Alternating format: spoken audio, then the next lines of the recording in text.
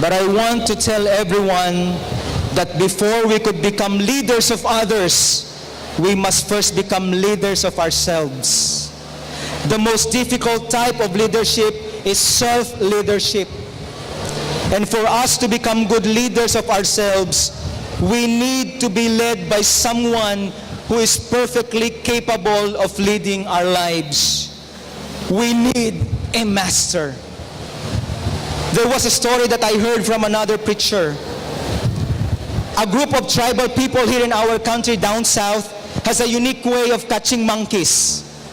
Instead of creating large cages, they would just get a buko fruit, slice it, create a hole, and then would put a food inside, and then the tribal people would depart from where the fruit is, and then once the monkey sees the fruit, the buko fruit, he would be curious, and since he's hungry, he would look for food, and then he would smoothly or quietly or slowly put his hands inside the buko fruit and then grab it. And then once he grab it, he cannot remove his hand away from it anymore. And then, of course, he could not escape quickly. And then the tribal people would come, and then they would get him easily. The question is, how can the monkey escape quickly to save his life? He needs to release the food, put his hand out of the fruit, and run as fast as he could. In the same way, we must release our hold of our life and entrust it to someone who would be the master of it.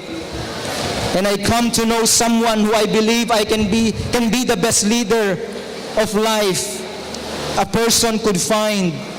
He is no other than the master teacher whom I made known to you earlier. Some call him a religious leader, but for me, he is the Redeemer. He is not just a life leader, he is a life giver.